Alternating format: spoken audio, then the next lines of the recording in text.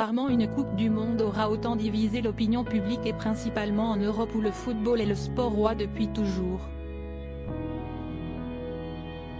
Alors que la précédente édition s'était tenue en Russie, avec le succès que l'on connaît pour nos Bleus, la Fédération internationale de football association, FIFA, a décidé d'attribuer le Mondial 2022 au Qatar.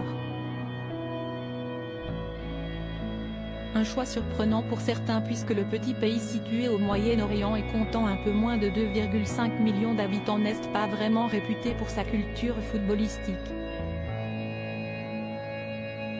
Un choix qui a posé de nombreuses questions, notamment d'un point de vue humain et écologique.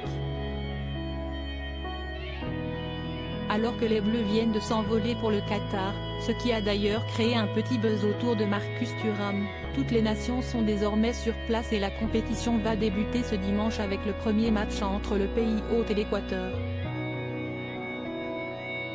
Pourtant, de nombreuses personnes ont d'ores et déjà indiqué qu'elles ne regarderaient pas un seul match de la compétition.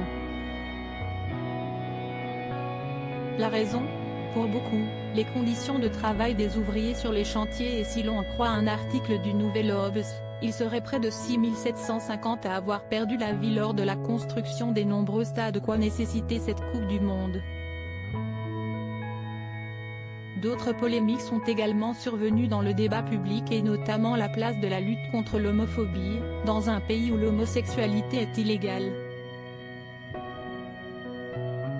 Une journaliste bien connue des Français s'y donc certaines de ces raisons qui poussent des personnes à boycotter cette Coupe du Monde au Qatar et s'y notamment le cas de Françoise Laborde. La journaliste et écrivaine de 69 ans vient de partager une photo assez marquante sur son compte Instagram. On y voit un crâne humain avec le haut en forme de ballon de football posé sur du sable brûlant. Sans mettre un mot, la sœur de Catherine Laborde ajoute simplement une série de hashtags, #boycott Qatar 2022 #équipée de France #football #Qatar.